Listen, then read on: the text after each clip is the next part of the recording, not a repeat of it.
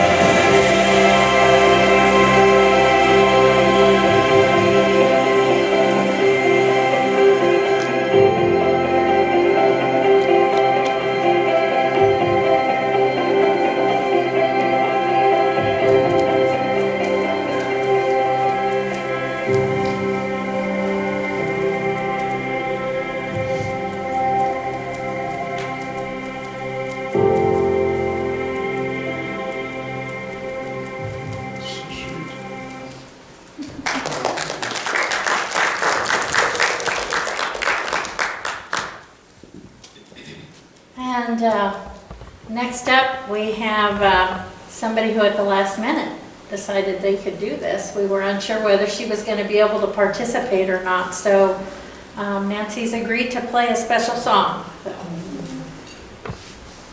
This is a medley of songs that,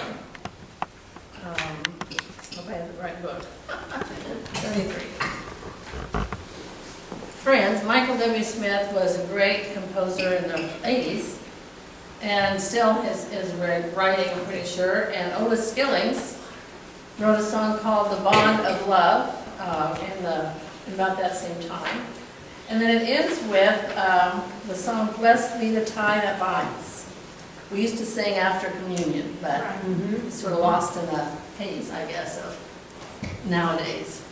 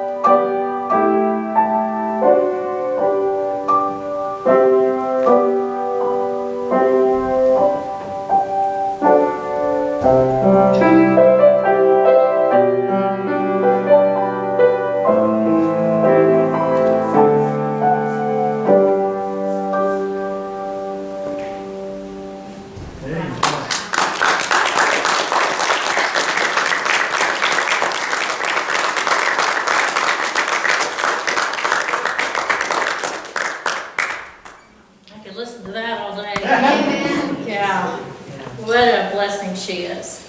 And we're so glad you're well, or getting well. Anyway. This gentleman asked to speak. You and he must be really good buddies. No. And so anyway, he called us and asked if he could participate. So Bill, if you'd like to get up and say a little something. And before he starts, I'm just going to let you all know, this is going to get opened up to all of you in a moment. If any of you have anything you'd like to share about Pastor Mike or anything you'd like to say to him, you'll have that opportunity here when Bill's done, okay? Hello. Hi, Bill. Hey, Bill. I'm Bill Livingston. I'm from Clearfield. 1979, Jesus got a hold of me. I was considering what I might be able to share with you, and this scripture verse came up. But the natural man receives not the things of the Spirit of God, for they are foolishness to him. In 1979, when Jesus got a hold of me, it was kind of like I was considering the Navajo code talkers.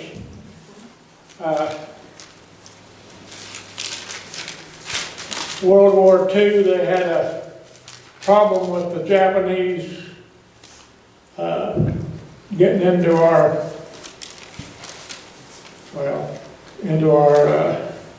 information.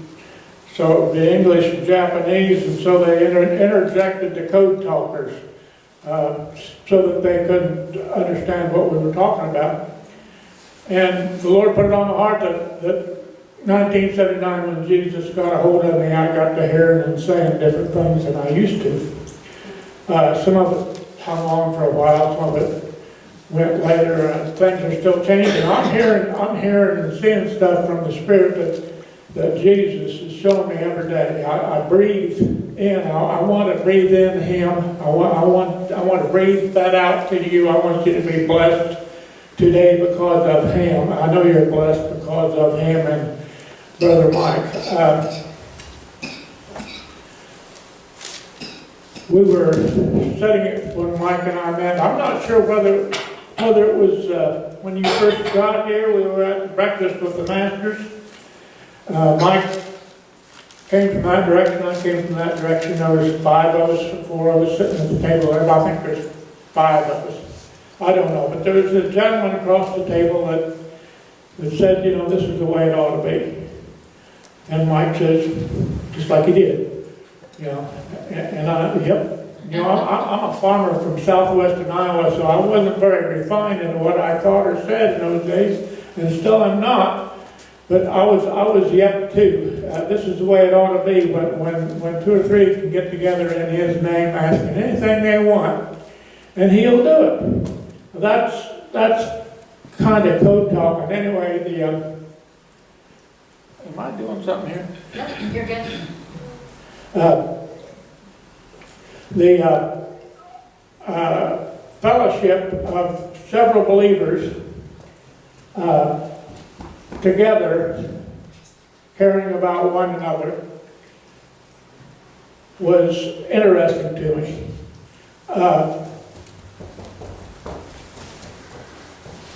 I knew that each one had a gift. I got it now. I'm breathing on that thing.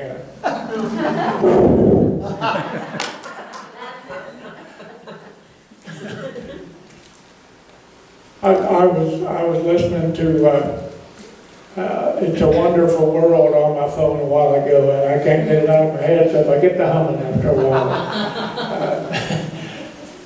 This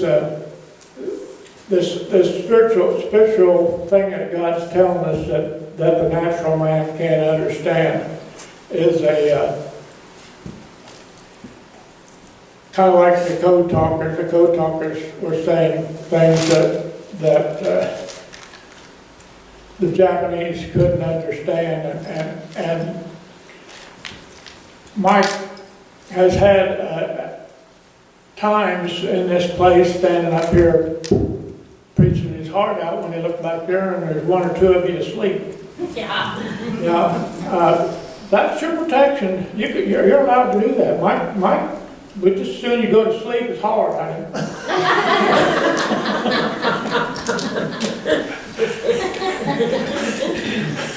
but the natural man can't receive the things of the Spirit, so it's got to go to sleep. It's already asleep when it comes sometimes, the natural man, and it can't understand the things of the Spirit. Jesus wants us to understand the things of the Spirit, but he's got to do that. The things of the Spirit is language of love. Mike and I was sitting at that table with, this is the way it ought to be up there at the breakfast with the masters, and I was, and still am, pretty new in things of the Spirit. But I found out if I was walking across the parking lot in Walmart and there was a cart out in the middle of the driving lane, I had to get over that thing. Well, somebody ought to do something about that. And it's pretty simple. So I'd grab the thing and fill it over there, or shove it over into where it's supposed to be, and I might growl a little about it, but I knew who was supposed to be doing these things when the Lord put it on my heart. And when we talked about that, this is the way it ought to be. I'm not sure when it happened, but well, let's see if we can instigate something. So Mike and I got together and we talked about it and started inviting a few people in, here, there, and everywhere. They were here uptown, Butch Chapin. We went down to Butch Chapin's, we went to Wizard Chapel, we went several places around and invited the preachers to come and stuff, thinking that the world would flock in because we knew what was good, Didn't happen quite like that. But the thing was the hope is still there. In fact, it's still there. And I heard Mike say out of his mouth the other day, I don't know what I'm going to do when I leave this place, but maybe we can start up that thing called One in Jesus again. Came out of his lips. And I think it's already started. I think you guys are learning and hearing that about the One in Jesus thing. I think that the COVID thing that popped up all of a sudden was maybe in the works back there when we was trying to get people together to work things out then. I'm not going to say how or why. But I'm glad that Mike was here. I stop in once in a while and get my hope fired up once in a while. I don't think we would have had to say too awful much. We just sit there and kind of like a couple of farmers on it. I keep calling us farmers. Well, he ain't one. He's a hardware man. Yes. He knows the nuts and bolts of things. And he knows how things go together, and I'm thankful for his precise teaching, and I think he was the best example of a businessman in a church that I've ever seen in my life. I think he managed things well. I could see him managing things well. He also had a pastor's heart when it came to me. And I will be eternally thankful for that, Mike, that I could come in and open up and express what Jesus' language was doing in my heart. And you'd sit there. I'm not sure whether you understood it or not. I'm going to say you understood it.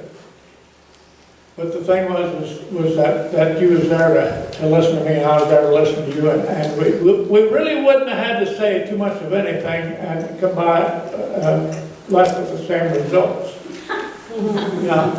Sometimes that's all that takes to get us back close to Jesus, is to get me out of me. And sometimes that takes talking. Thank you, Mike. See, is there anything else, Lord?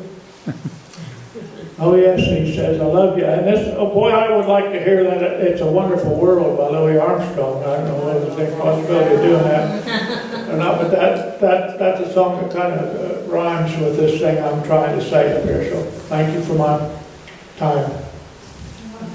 Thank you, Bill.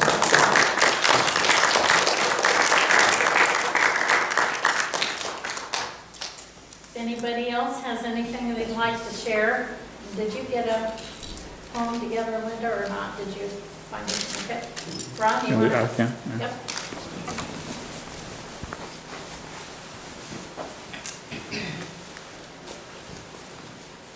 Well, I'm Ron Schaefer, and when Deb was talking about if I want to say anything, and I was like, yeah, there's a lot I could say about mine. Yeah, okay, I guess the biggest thing is I thought I'd maybe talk about from the beginning, like getting Mike here. I was involved with the search committee with several others here, and I guess if one word comes to mind about the whole process, I would think it would be convincing. Mike called me the first time, and I was in Des Moines at a practice range on the golf course getting ready to golf with my brother, and I get this phone call out of the blue, and he's like, hey, I'm Mike Maddie, I'm out here in Indiana. Can you give me a little information about your church? And so we talked on the phone, and you know, I think the biggest question is because we were just merged with this Baptist Presbyterian thing, and he had a lot of questions. Well, how's that going to work? What do you mean? How do you do this? You know, and of course it was all new to us. We just merged, and we hadn't had any minister really yet. And it took a lot of convincing because he kept telling me, well, I got this full-time job. I'm a custodian at a high school here, and I already got a church, and boy, I don't know, and are you guaranteeing full-time? And I'm like, well, we're going to try it. It's the first time we've had a full-time minister in years, but we're going to try it. We're going to do everything we can. The church wants a full-time minister. That's what our needs are. And so, again, that took a little convincing, I think, by me, for Mike, to answer all his questions. And as we went through the search committee, or the process, then a couple of us went out, I think Jennifer Byrne and Sue Buck and myself and Jay was the other one. So we went out to Indiana, snuck into his church one Sunday, people are in it, and he had, just like he had a great congregation, they're very friendly, very inquisitive. Hey, we're just here visiting, we're just traveling through town, and so you have church, because you don't want to let them know what's going on. So we went out there, had dinner, had a very good time, came back, presented our information to the search committee, and I think we had 3 candidates that we had at that time that we invited here to come and speak, and then Mike came in his turn, we gave him a tour, and then it became convincing Diane, I think, a little bit. She got here, and things looked nice, but I kept getting the hint. I was married back then, so I got that wife hint that, I got grandkids here, I got new grandbabies coming, I got, everything's here.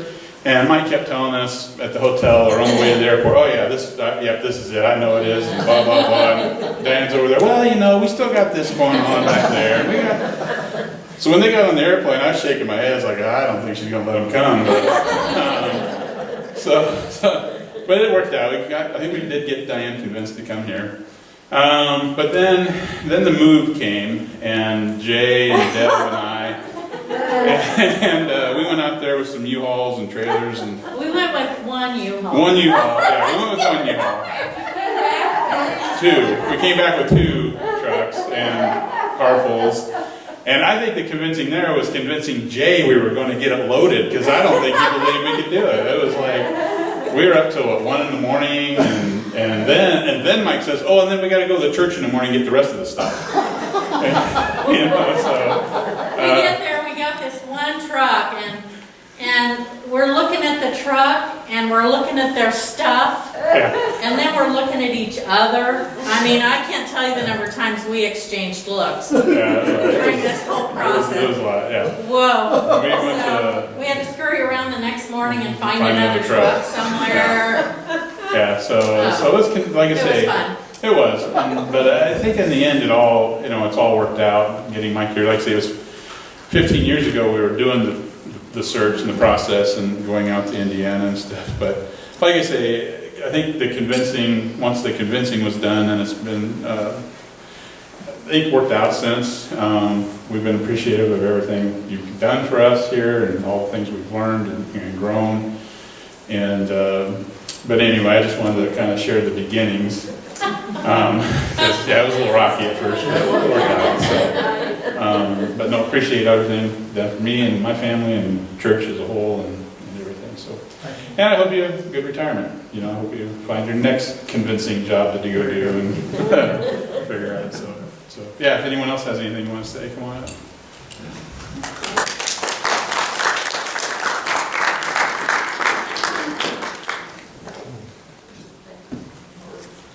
It wouldn't be fair if I didn't get to say something, right? Defend myself a little. When they first came out, I think it was like around March or Something so. like that, And at that time, we didn't know we had a new grandbaby coming. By the time we got the call, I think it was around Thanksgiving. Yes. And my daughter was 8 months pregnant and not doing well with her pregnancy. After that, I mean, when we first saw the place, we were both so excited because we loved the idea of two churches coming together. We had hoped to accomplish that in Walketville. They did a lot of inter-work, especially with Vacation Bible School, and they were wonderful people. We still hear from them. Their pastor that replaced Mike is still there, and he's gotten them to accomplish some of the things that we had as goals. So November comes, and the daughter's not doing well. Mike's mother's not doing well. And I was very close to Mike's mother. We lived 3 hours away from her when we moved to Walketville. And I was going about every other week to stay with her and entertain her and kind of take some of the burden out off of my sister-in-law, who worked full-time at that time and was doing everything to keep her mother content and well. December 8th came. Oh, that's not right. Help me out, Amanda. December 22nd, December 22nd came. technically the 21st. And we find ourselves in the birthing room with our daughter. And just truly a couple of hours before Emma was born, Mike's mother passed. So that was a real difficult time. I still hadn't sorted through my parents' things. They passed in 2002, and I took everything with me. I had not sorted through it, and I tell you what, I still haven't. Yeah, a lot of that stuff you brought back?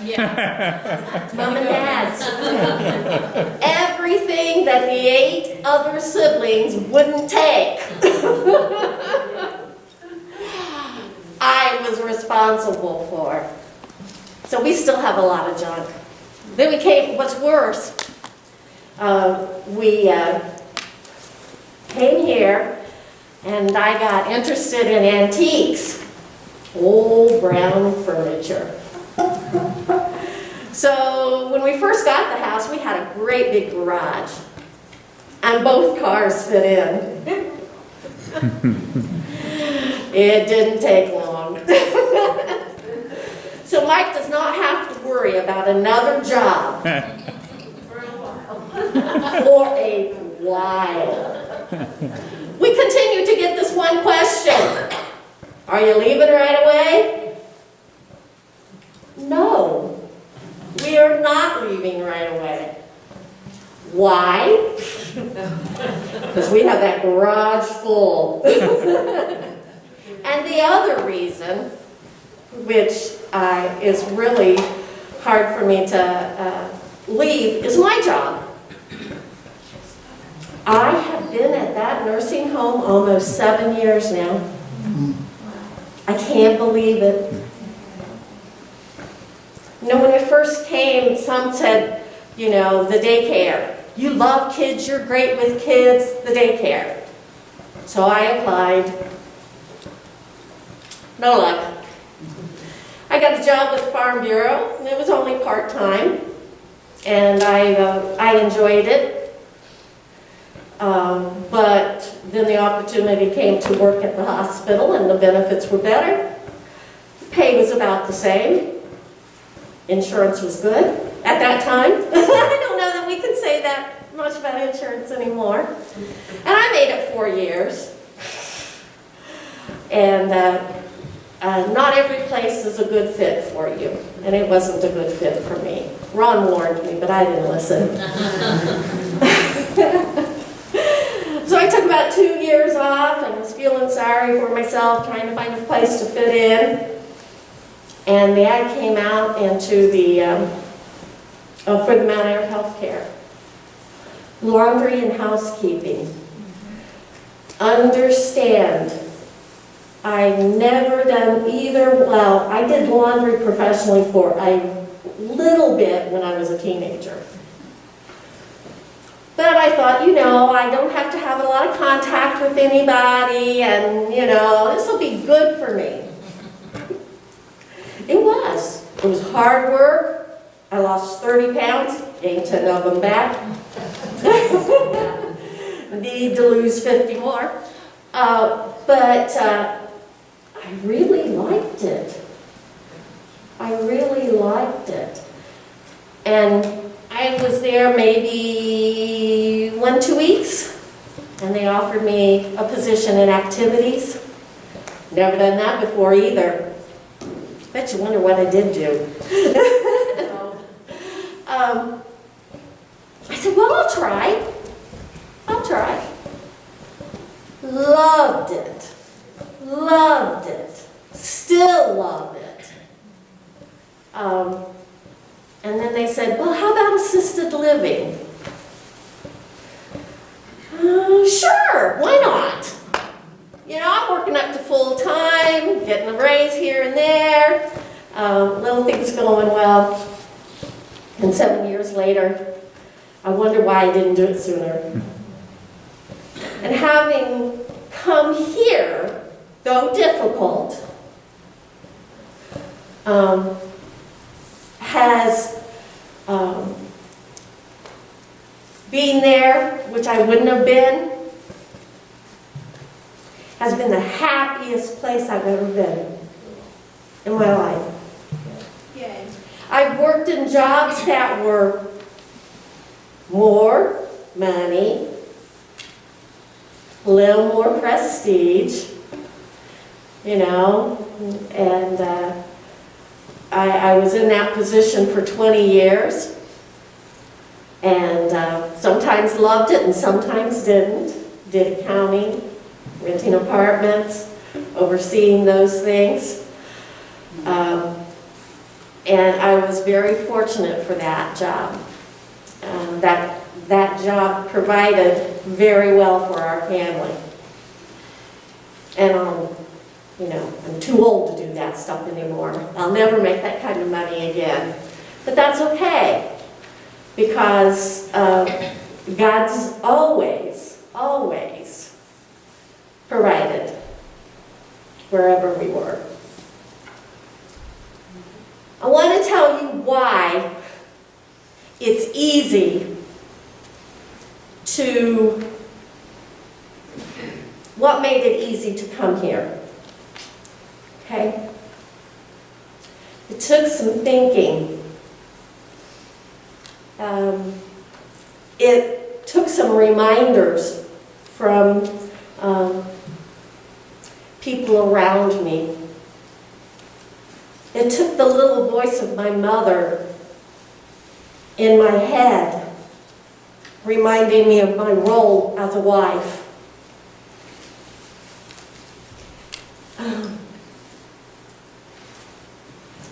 And then there was an incident. The very moment I knew Mike was headed for ministry. Oh, let's see. Amanda was in 6th grade. Yep, when this first happened, and we were at church in evening service, which is kind of rare, and they were having an evangelical service. I remember Dick Kennard, who was a friend of ours at the time, he and his wife and children, was sitting right beside us. And I'd been questioning myself and praying about it, things that Mike was doing that was different, reading more, very interested in Scripture at this point in time, active, which we had been ever since we were married in the church, taking on more roles, definitely developing a bigger interest in the Bible. And I thought, I think this God's calling him. I think he's calling him. And I was excited about that idea, having no idea what it was like to be a pastor's wife. So we were standing in that service, and it was coming to the altar call, something you don't see a lot of anymore either. And I just prayed, Lord, Mike was holding my hand, if this is what you want for him, and not because I think it's what's supposed to be, let him step out right now and walk down that aisle. I felt his hand drop, and I raised my head, and there he went. God called him to the ministry. He may not, it took 7, count them, 7 long years. I'm not sure who thought it was the longest, me or Mike. I do know at one time I felt like the evil one had brought his suitcase and unpacked in our home. Oh, and you know, we had the kids. Amanda was 6th grade, David was 8th, Kim would have been 8. Me 4, Kim 6, Dave 8. Okay, you hear it? All I got to say is, by the time he finished seminary, Amanda was graduating high school. Give you some idea? Okay. So now I've lost my thought because I can't get the years right.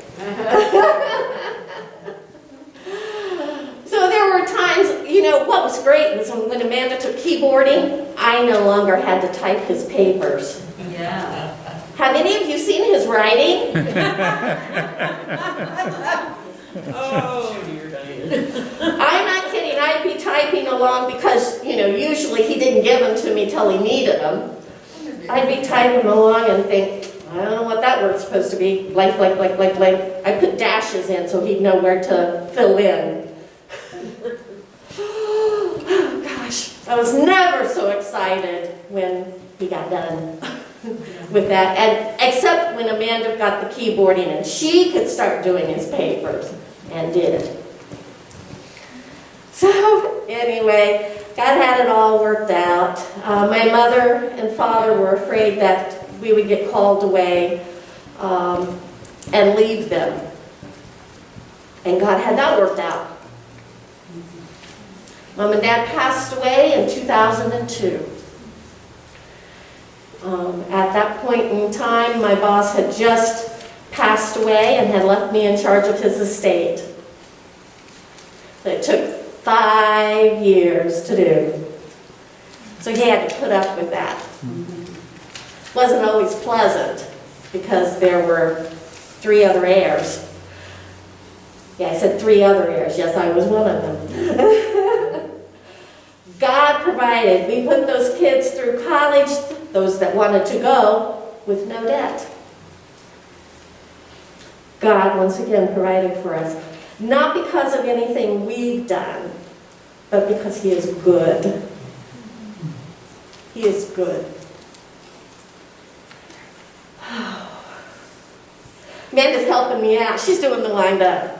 I'm putting this all together because I want you to know that whether you enjoyed his preaching, I remember I think I remember what he preached when he came here. And I think maybe it gave you guys the wrong impression. I think he brought this glove. I did That one one, time. really? The glove thing. The glove? And talked about how the hand, the steps, I can't remember how it goes. But anyway, it was a really short message. And I think you guys thought you were going to get out early all the time. You were wrong. So yeah, I have to tell you this, and then I'll give up here a little bit. My brother, who lives in North Carolina, and I are very close. And he said to me one day at a family gathering, he said, "Have you noticed the longer he goes to seminary, the longer his prayers get?" Yes, I've noticed. So did the sermons, right? That's okay. That's okay. We've been married 47 years.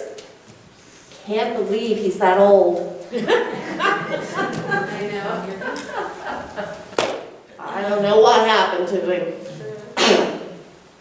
Anyway, we started dating when I was 17. We got married when I was 18. Those years have been interesting, frustrating, and sometimes I don't like him, you know? And sometimes he doesn't like me either. And I don't blame him. Well, at the time I do.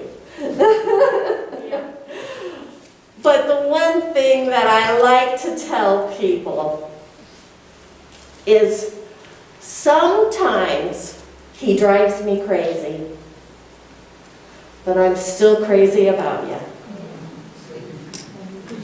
Very sweet. And that's it for me. Believe it or not, I don't know how else to get out of it. I know that he truly loves the Lord. And he is faithful enough and honest enough to tell me my place of love is second. I don't like being in second place all the time. And I'm not. But he knows who deserves the first place. And I'm grateful that God brought you to me. And I know that he did. And that's another story. I won't burden you with that one. And that's what keeps us going. That's what keeps us going. Is because we know that God put us together. And no one's going to ever tear it apart.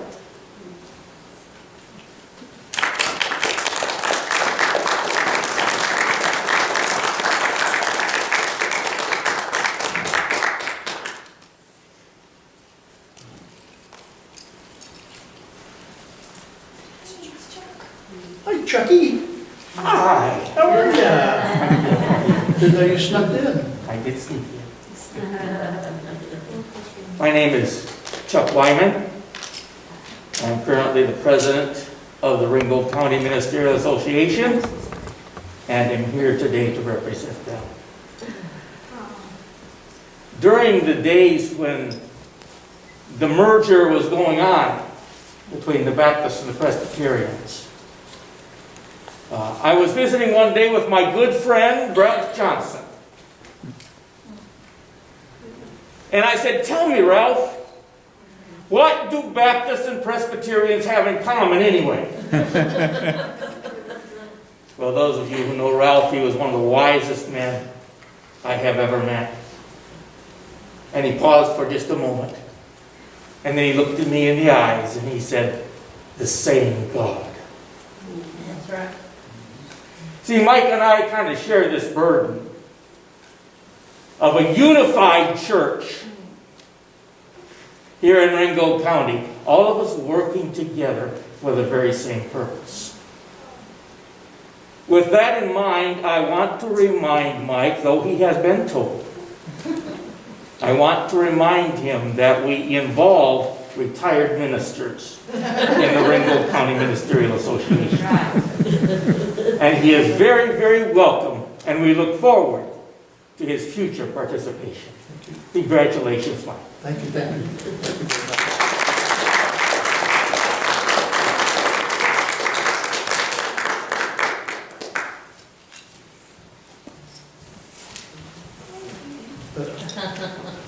very much. I'm not a good speaker, so I have it all written out here, but I had to say something. So when I became the church secretary 8 years ago, it's been 8 years. Really? Yes, almost, but I had no idea it was going to be life-changing. But it really was because of the time I've spent with Mike.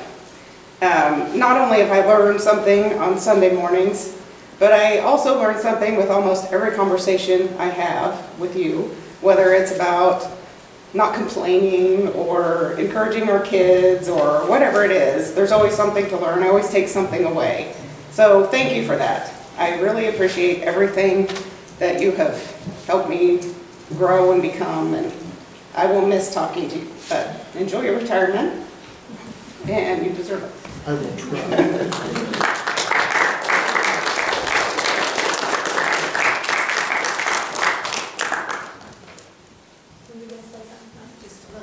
Go, get. Want me to go up there? Yes.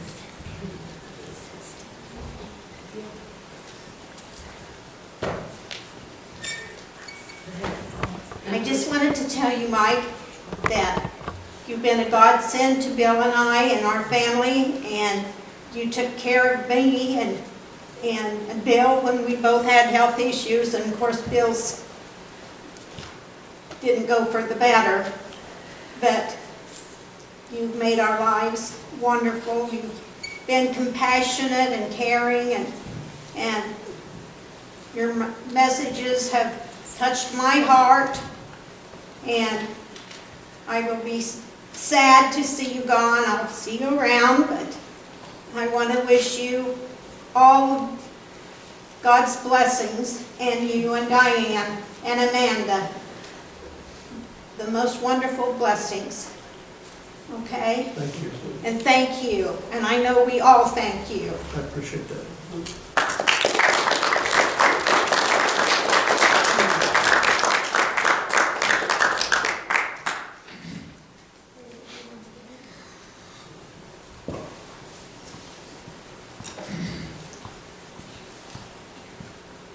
Well, Mike, I want to thank you for everything that you've done for us. You've been amazing, and we went on a lot of adventures together. You remember the mission trip, and I was down with him in Kansas City. He's very adventurous, and there was something about Nepal. And if you don't know my husband's background, he has brothers that are ministers, brothers that are missionaries, and this Nepal trip was coming up, and I put a bug in his ear. He kind of got in trouble for it. The church ought to pay for that. Do you remember that? Because it is more like a professional development. And you went, and it changed your life, didn't it? Yes. So I'm thankful that I was the one, so that, you can blame me, I'm the one that did that, but I'm thankful that you're ready to go. And then we went to, I worked in Des Moines, and there was Phil Visser, remember that? VeggieTales. Yeah, I can't remember his last name. VeggieTales creator was having a conference in Des Moines. It was like a nice lunch. They invited a lot of people in the Des Moines area, and somehow I knew about it. So I thought, I'll have Mike come up, and we met. It was a wonderful conference, beautiful setting for us to eat. But that was another event that really was life-changing. It was. How he went from, wanting to serve the Lord, and then he got all about himself, and it kind of brought him back down, and that was great. The last one we went to was in Des Moines at Hope Ministries, and I remember, and Mike is very dramatic, and I remember we were busy working, all of a sudden the chef screamed, 5 minutes! And Mike and, all of us were like, okay, and Mike's like, and he froze with that look on his face, and I think I got my camera, took a picture of him going. It was hilarious, and I couldn't stop laughing because people were coming in because it scared the dickens out of us. Everybody else was like, yeah, that's how he talked. I'm like, oh my gosh. Anyway, I want to thank you. You've been, one of the things about you, I can be very honest. And sometimes people with their pastors have a tendency to hold back. And I would come in there and I'd say, I need prayer. Mike, I need prayer. And this is what I've done. This is how I feel. I need prayer. So I appreciate that. And I hope that, I know that God's got more plans for you. And you keep being adventurous. Go to Nepal if it opens up, if we can get away again. And thank you for supporting my kids, and especially my oldest one with all his mission-minded, live in other countries for the rest of his life, type of, but I want to thank you. And if there's another mission trip we can go on together, that would be fun. There you go. Thank you. Thank you.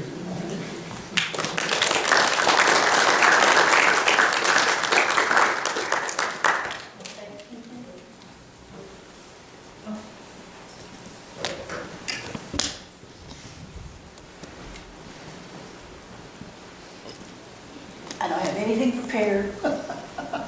It's from the heart. When we moved to Iowa, it was because our granddaughter didn't have family here. It was just her husband, and the 3 girls. Well, we moved to Iowa, all right? And while we were waiting to find out if we were getting the house or not, Dennis was going, I don't think we're going to get it. I don't think we're going to get it. Well, I was always telling him, will you stop worrying about it? It's not in our hands. This is in God's hands. If we're supposed to move, we'll move. Well, we did. And we kept seeing the sign for the church as we drive by going to Creston. So we decided one Sunday to come visit. And as those of you who are members of this church know, we've been here ever since. And I will let you know that this is exactly the type pastor that Dennis needed. Because I had been praying for years for him to come back to the Lord. He needed a teaching pastor. And our Wednesday night Bible service has taught Dennis and myself so much more about the Bible that when I'm reading Bible stories to Ivory at night, I picture those Bible study sessions because it's the same thing. And I'm getting even more out of that. And Mike, Dennis isn't here to tell you, but he is so thankful for you being here when he needed you. Okay? And you are not only to us a pastor, but you guys are our best friends. And I hope and pray that it will stay that way. And when you do finally move, please stay in touch. Okay. Because, believe it or not, for those who don't know, our granddaughter is back in Indiana with the oldest and the youngest child. It's a long story, we won't go into it.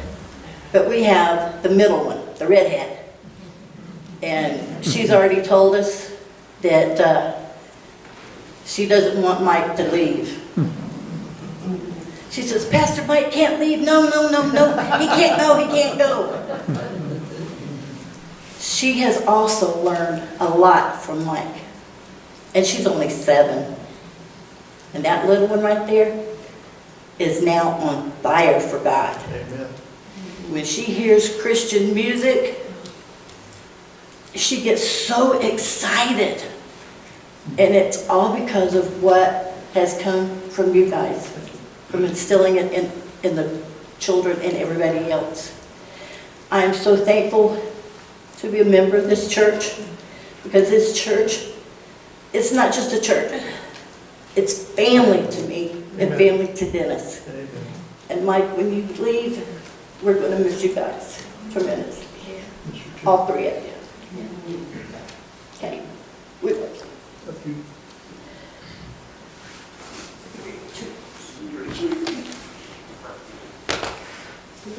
I'll be getting on Dennis.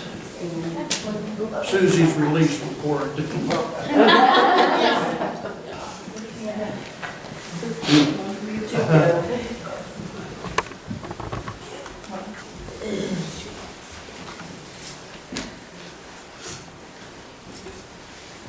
So, I know you've sat for a long time, but just a little bit longer. So, out of some perverse wish to do something to help Deb and Susie and plan the retirement celebration for Pastor Matty, I still call him Pastor Matty. That's his first name, Pastor. I volunteered to share some favorite words, phrases, or stories that he's told or given throughout the last 14 years. I don't want to give them all because that'd take 14 years. Anyway, so we're going to call these Mike-isms. So they're things that some of his favorite words are anywho, I gotta say, sorry, but you may not get out of here right at 11. And whenever he says that, Amanda or Diane are sitting in the back going, yeah. He always says he'll never have to worry about going hungry.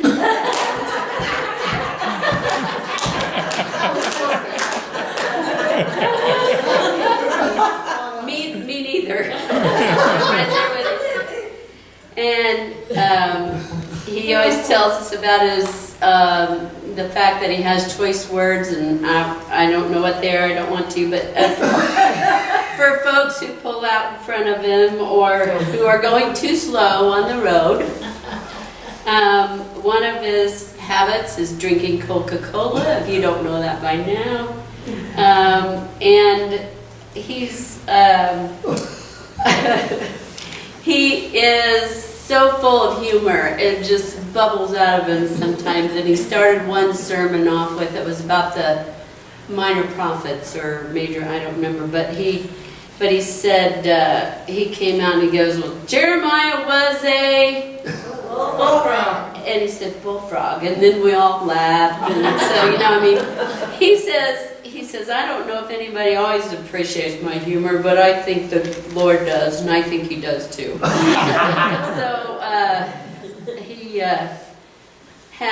we've had so much fun. We used to have yummy picnics at the beginning of Sunday school time in the fall, roundup, and one year, Diane, I think, brought water balloons, and we had a water balloon fight.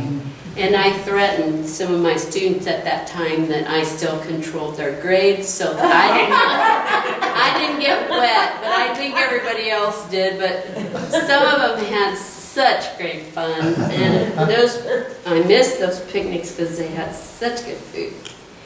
He always likes to, he mentions about paying it forward, you know, providing for someone else's meal or doing a kind deed for them. And that's such a good example for the rest of us to follow.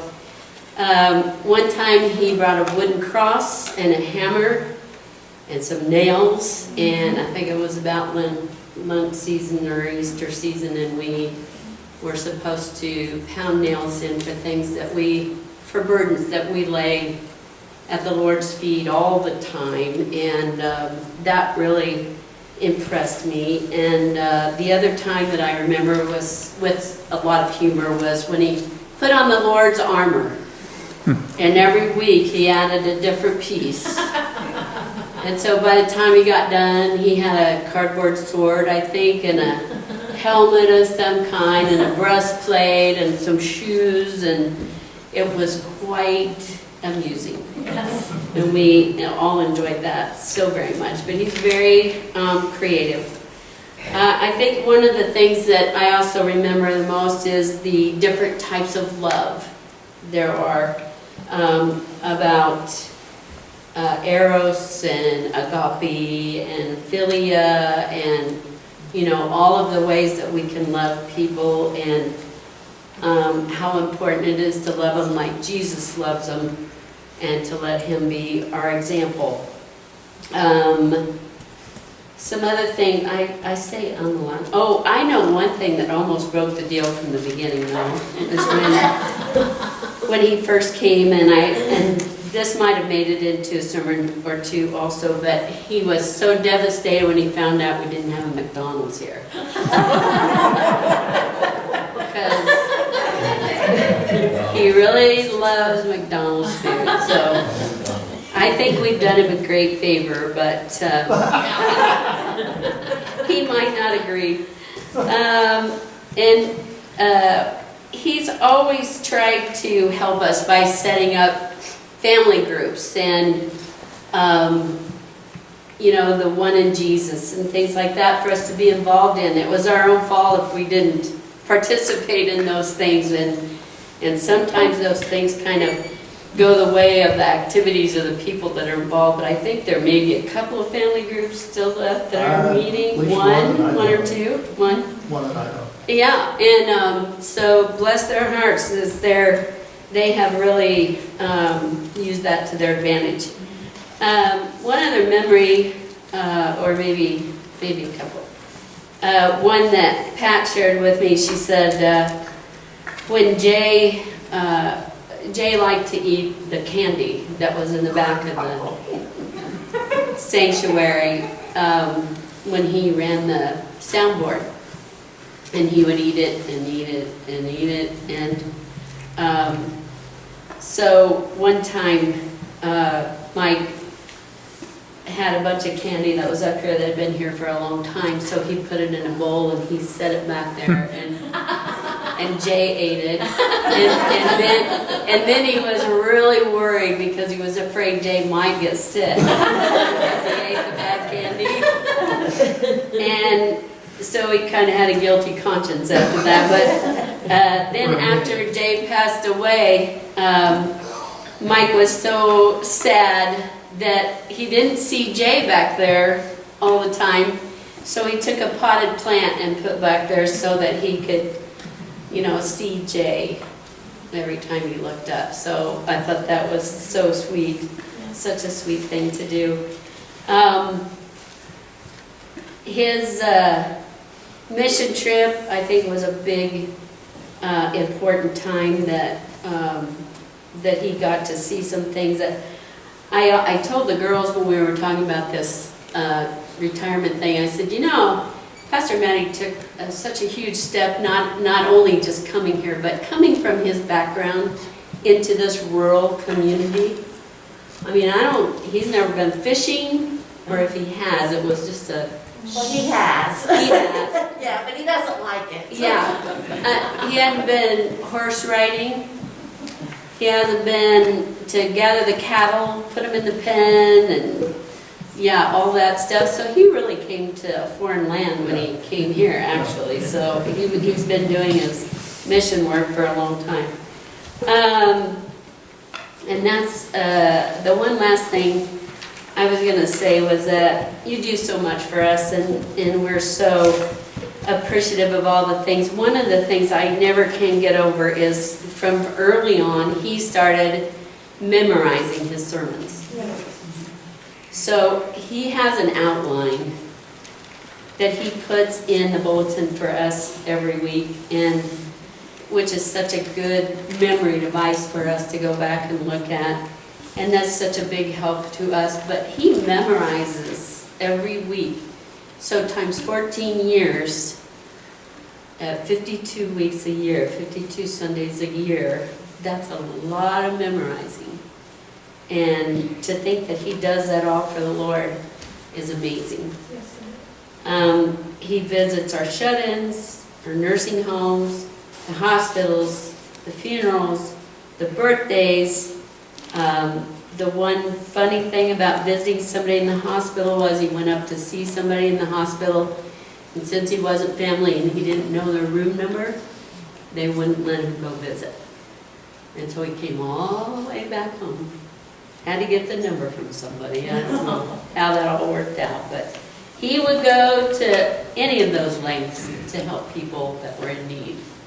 He's done many a yard makeover, a painting job, whatever somebody needed. He was always willing to lead the group and take them out there. And those were just some of my memories. So, thank you.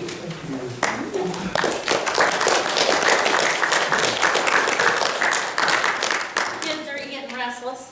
It's just about time, I promise. Do you hear them when they drop their boom whackers? Yeah. We're just about there, I promise. But I got a couple things people mailed me that I want to be sure to tell you and not leave them out. This is from Shirley and Kelly Richards. Okay. Pastor Mike married both our children, Lydia and Devin. He married Lydia and Jason Wacker in the church that Kelly built. Yeah. He drove to Des Moines and married Devin and Casey. I think that's how you pronounce that. It meant a lot to us to have him conduct the ceremonies. He was a big help with both. He even stayed around at Devin's reception and drank a few beers with all of us. She said, "Sorry, Mike, I spilled the beans on that." May God bless you in your retirement. Hope all your dreams come true. Much, much love from Shirley and Kelly. And then Kevin Dessinger, I'm sorry he can't be here. Nobody tells a story like Kevin. I can't do it justice. Yeah. But he said that he and Pastor Mike were riding together on one of those trips to Kansas City that Tracy was talking about. And they left early in the morning. Of course, you go down there and you're working.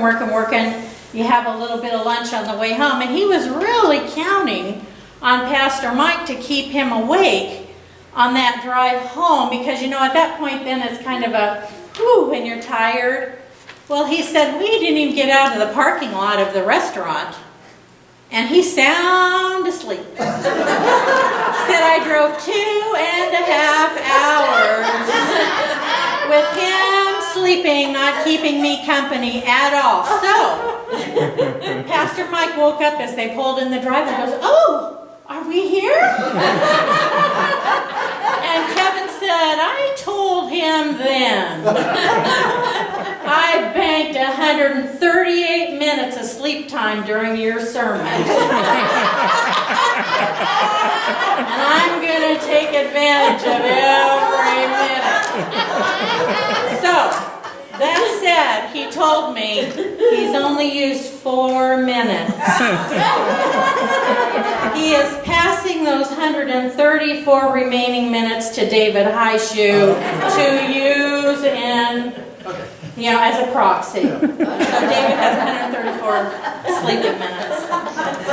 And David Highshoe told me that breakfast, you know, he went to all the breakfasts on Tuesday, always interesting conversations, sometimes a little bit dicey, but they always made up. They were always, he thinks you're great. He's cherished your friendship and wanted you to know that. Sorry he couldn't be here today. He said, one thing you cannot believe is how much he can eat. He's always been in awe of how much Pastor Mike can put away for breakfast. And he also said it didn't seem to matter what time of the year it was and how cold it was. He would show up at breakfast with those stupid socks and Crocs on his feet. Socks off? Yeah, you see sometimes socks, yeah. Rarely. Rarely. I almost Must have been wore the- winter when you did the socks. I almost wore the Crocs today. Yeah, I'll never forget the first time I saw Pastor Mike in town, walking, I think, to the post office with his Crocs on. I wanted to crawl under a rock. That is my pastor! And he hadn't been here very long. He's walking down the road in a pair of shorts, a t-shirt he'd been painting in, his hair is whacked out, he's got on his Crocs. I didn't stop and say hello, I didn't let anybody know I knew him. I just kept right on it going. That made such an I impression. totally get it. Totally, yeah. Totally get it. Anyway, I won't take a lot of time to say, Pastor Mike wasn't here but a week or two. I don't know why he did this. It still confounds me. But he asked me to start doing the openings for church. He said, I don't want to do the whole thing. I want to get you all involved. And to this day, when he asks us a question, I get that deer in the headlight look. I don't always know the answer, and he's looking right at me sometimes, and I'm going, oh. So anyway, but he asked me to do that, and I will never, ever, ever be able to thank him or God enough for that. That has been just an amazing thing, and not because of what I do here, but because of what I have to do to prepare for that. I spend a lot of time in my Bible, I spend a lot of time in devotionals, I spend a lot of time in my hymnals, and it's just amazing when you spend time just with that stuff and with your God, what a difference that's made in my life. I will never be able to repay you for that. You don't need to. I'm a different person because of you. Thank you. I'm a better Christian because of you. Truly. And he feels that way about all of you. He's wanted to get all of you involved in your church because he knows by getting you involved, you'll grow closer to God, and that is his heart, is for us to be closer to God. So anyway, okay, kids, are we about ready? The kids are going to sleep. Yeah. The kids are going to do their thing. If you were here this morning, you already got to hear them, but you weren't, Diana wasn't here. So I was just telling folks, for those of you that don't, these are called boom whackers, and I'm not sure how they got their name, except that when you whack them, they make a sound. Not a lot, and so they're pretty expensive. They're made out of plastic, and they're, everyone's a different length. So the longer it is, the lower the note. So, but I was substitute teaching, and I saw a teacher work with kids in music with them, and I thought, hey, I bet that's something that we could do. So I have. I don't know if they want to introduce themselves again, but I got Evan and Hayden and Jackson Ruggles, and I got Natalie and Lauren Schaefer, and Brody is here, Pat and Jay's granddaughter and Holly's daughter, and Maya and, don't tell me, Rowan Sackett. And so they're all participating today. Oh, Ivory. And I got my newest team member, Ivory. I'm so glad she's helping us. Okay. So they're on the screen. They're going to face this way. And it's not because they're ignoring you. Their music's up there.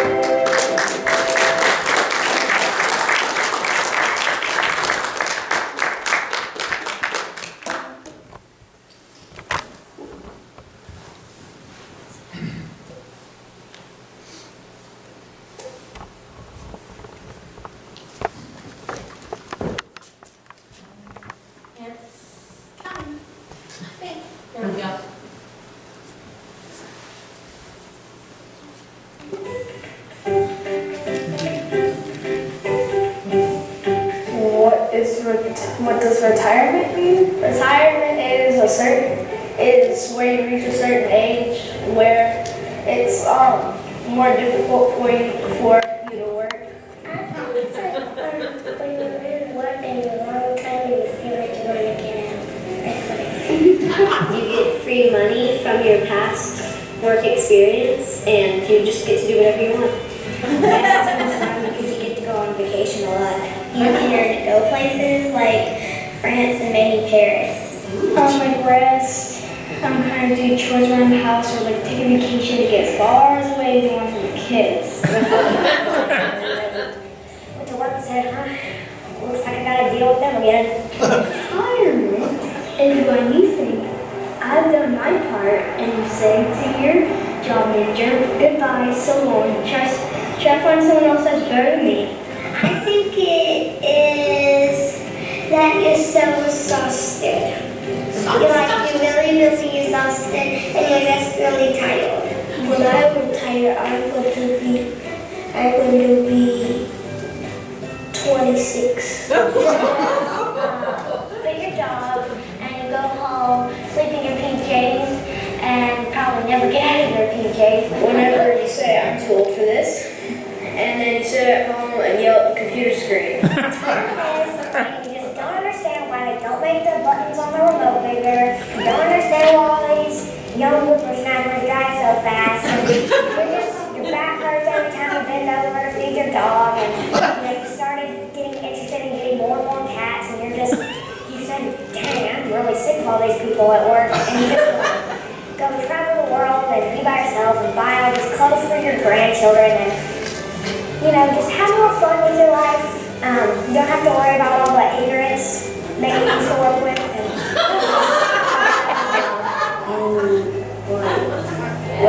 Get some rest and walk your home. Like if you want to do what you want to do and you don't want to do work and you want to go like somewhere, it's really fun and that's what I really like. Mostly, you just lay in bed all day and watch TV. It's when you get too old for your job and you go to a retirement home. Probably over 60, 80 or 50. I've never actually seen a retirement home. You start to live life again. You're not a pickle anymore, you're a cucumber. The pickle is kind of sour. And when you become a cucumber, you're ready for new experiences.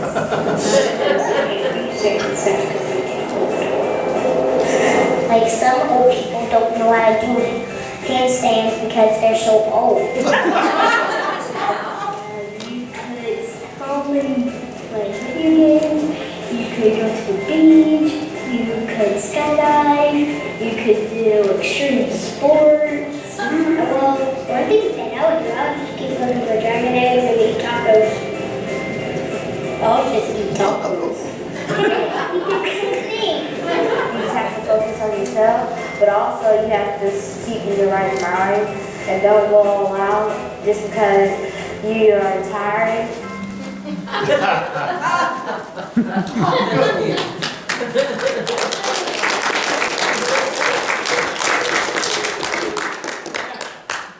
So we got a few things we'd like to gift you with. Oh, So if you and Diane would have the chairs that are front and center up here. I'm hungry. Oh, no.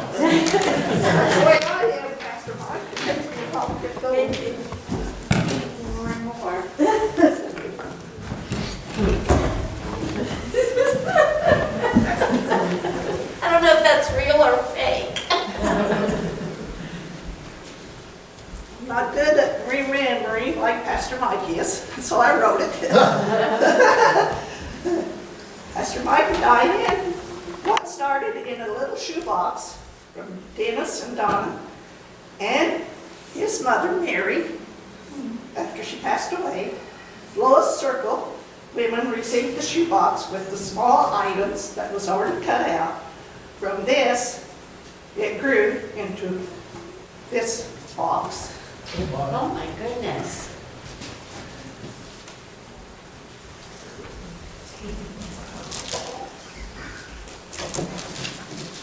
This is is from your church family.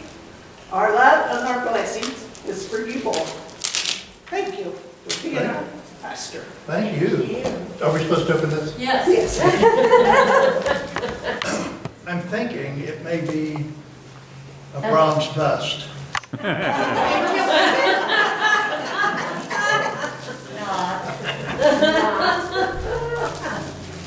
No, there ain't no further, right? You know, I'm really good at passing this. Who wrapped this thing anyway? There you go.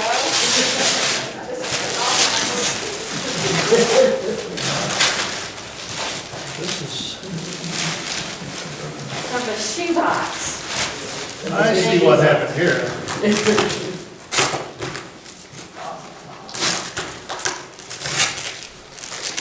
Who wrapped it?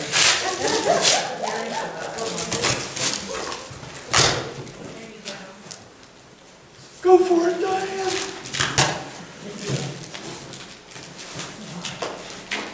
Oh. It's so beautiful. And this is why you never throw anything away.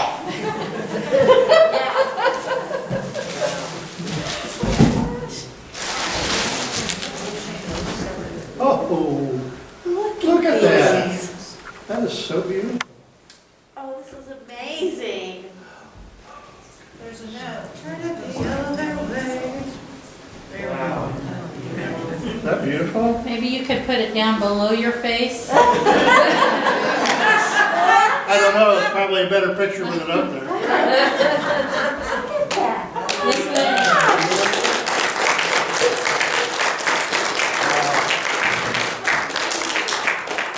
That took a lot of work. Beautiful. Yeah. You know, I remember when she passed away, and the family all came in with the quilt, carrying the quilt that she had made for each one of them. Yeah. And I thought then, I have one of her quilts too. And I felt like family. Sweet. It's beautiful. Thank you, thank you. Thank you so much. Oh gosh, such hard work. So many stitches. Yeah. Amazing. No. Did you want to read the card? I think they'll read it. There's a lot of things. It handled that, she said. Okay, and this next little something's for Diane.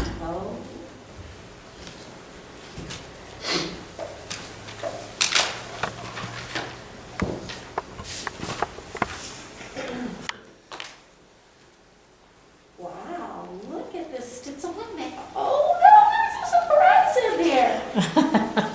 Looky there. Isn't that beautiful?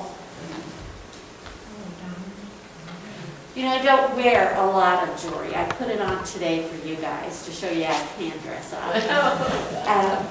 This is just perfect. For those of you that can't see, it's a cross, but the cross has angel wings on it. That was a little different. I had to steal the jewelry from Amanda. But this one is just right. Simple for me. I like that. Thank you so much. That's beautiful. It is gorgeous. And You the want to rest see of it these closer? We left. are for you, Pastor Mike, so Oh, okay. we'll do these one at a time.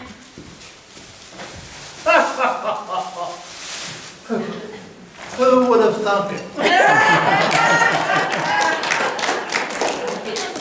I would like to know how many times I've mentioned that. Seriously, yeah. I mean, You never know when somebody who's new is going to be watching the video, right? Yeah, right. And you noticed the socks. Yeah. They're Coca-Cola socks on today. Coca-Cola. Oh, this is so nice, thank you. We're going to McDonald's sometime. Yeah. McDonald's gift certificate, thank you. So It'll get used along the trip. That'll buy approximately 50 hamburgers. How many times you mentioned McDonald's hamburgers. New McDonald's is open in Preston. It's beautiful. I saw it from the outside. Get in.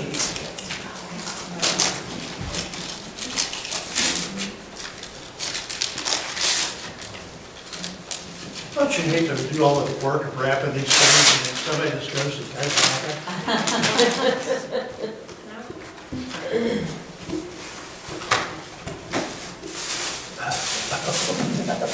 TJ, Yeah, I gotta see this.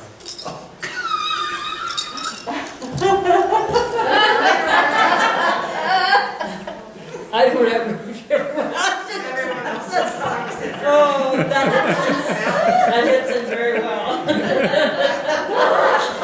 That will be worn a lot.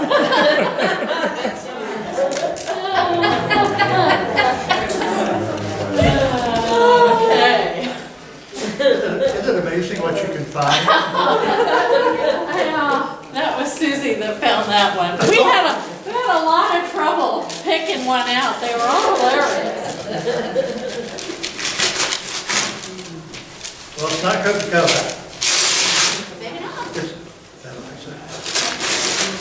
It's not Abraham Lincoln. No.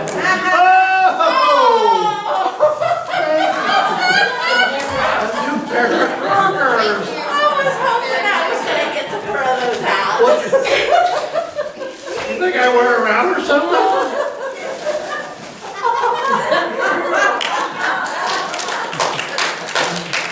That is wonderful. They had a pair that looked like wingtips. I almost bought those.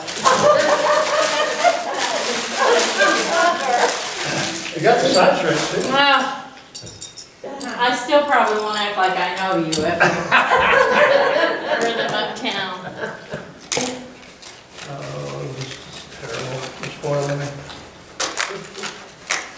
Oh, Rolex. I was talking to Marlene Hines the other day, telling him about, we ladies, when we get off work, there are certain things we like to get out of really quickly. And I said, for my husband, it's getting out of dress clothes and putting on a pair of shorts and wearing his Crocs and no socks. Yeah. And Marlene said, yes, I remember seeing him at Shirley McAlexander, who I dearly love, funeral, and there he sits with his Crocs and no socks. That is beautiful. I've given up, guys. Thank you. It's engraved on the back so that you don't forget us. Beautiful. So, we're never does it gonna- have an inscription on the back? I would. No, really? Yes, it does. You think I can read this? You might have to come read it for us. I think, I don't have my glasses on and he doesn't have them. God bless UBP church family. Oh, that's so That is nice. so beautiful. Good. Oh, that's so great. Thank you, thank you. You're welcome. And I guess there's a couple more here from some other folks. Brandy or Brandy? Brandy. This one's from the Ruggles. Oh, thank you.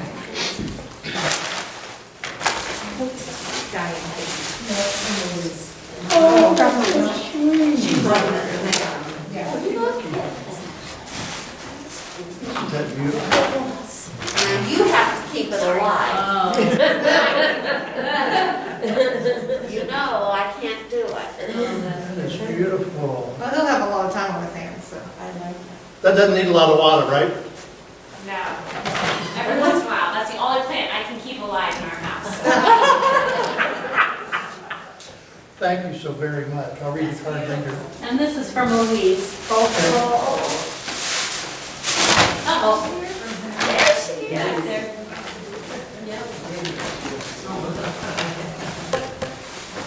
I'll read your card later, Louise.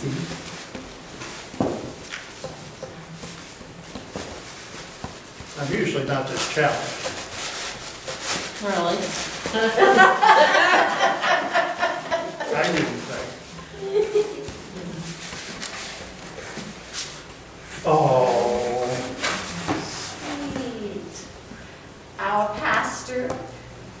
You lead our congregation by opening God's Word, and then you live your life reflecting all we've heard. You care for others deeply and lift them up in prayer. And when we face misfortune, we know that you'll be there. We really love you, Pastor, for everything you do, and we thank God for giving us the pastor. That is so sweet. Thank you. Louise and so Mike have much. spent a lot of time together. Hey, Pastor. Well, And put a lot yeah. in the cars, I've got to say, visiting. you know, it's been special, just like realizing your potential at what you do. After seeing, not that everybody else wasn't as good, but you had something special in that area. Tracy Right there too. has a special gift, and that's okay. Everybody has different gifts. But I've got to say, you know, when you're, for me, when you're giving a message, you can't help but watch what people are doing, you know. And to see the head go like this, which is what Tracy's doing. Yep, yep. And again, it's so fun that she was a part of it. You always got eye contact because you're such a closest. Thank you guys. Well, I think that is everything except for you to close. We do have one more song that we know you by. Okay. But if you'd like We have to- video. Sure. Oh, we do. Oh, we do. I forgot about that. Oh, and I got one other thing. Let me say this first, okay? Oh my God. I've got a list. I knew I'd forget something. Oh, and these are so special. This is from your sister, Kathy. Oh my gosh. Yeah. Kathy wishes she could be here, but this is from her. Mike, if you didn't hear that, it's Sister Kathy, okay? Would love to have been there today to celebrate your retirement from UBPC, but it wasn't going to happen. I remember standing with you the day you were ordained at our home church of First Baptist in Newcastle, and possibly your first sermon from the pulpit in the little town of Markleville. How time flies. Doesn't seem that long ago. Want you to know how incredibly proud I am of you and all that you have accomplished in the name of our Lord and Savior Jesus Christ. I know if Mom and Dad were here, they would be proud too. You will always be my pastor, my teacher, my counselor, and my confidant, but most of all, my beloved brother. I know that the Lord will continue to find ways to use you to serve Him. John 12:26 says, "Whoever serves me must follow me, and where I am, my servant also will be. My Father will honor the one who serves me." You are definitely deserving of being honored. Enjoy your day. Happy retirement. See you soon. Sis. Oh, that's so sweet. Thank you, Kathy. Thank you. You're a sweet. And then there's a video behind you. Yeah. Retirement. Stay busy, stay active, and we're going to take you out the same way we brought you in. Ready? Wonderful, merciful Savior, precious Redeemer and friend, who would have thought that a lamb could rescue the souls of men? Oh, you rescue the souls of men. Counselor, Comforter, Keeper, Spirit we long to embrace. You offer hope in our hearts.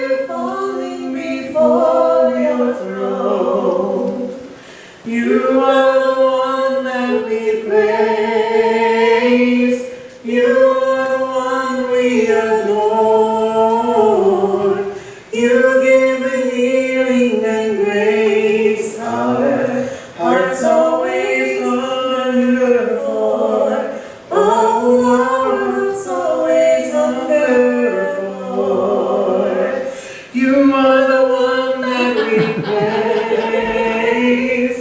You are one we adore. You give the healing and grace. Our hearts always hunger for. Oh, our hearts always hunger for. Happy retirement.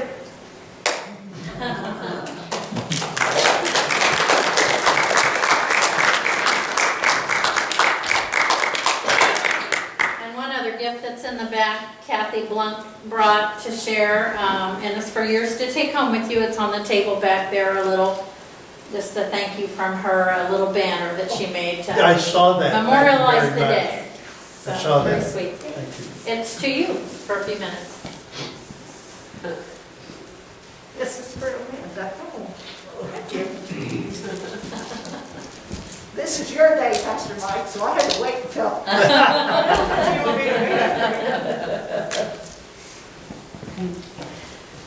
What you may not know about Kim and Chris is that we were 4 years at Walketville. How many years of Piddleton after her? Seven. Seven? Oh my gosh.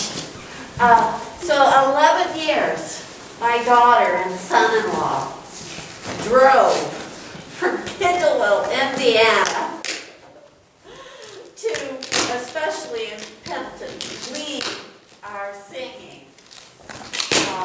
It's amazing how faithful they've been to us, to help us accomplish God's work. It's just been an amazing story all along. Thank you very much. My sister, who sent the thank you and nice words, was a big part of that Pendleton Church.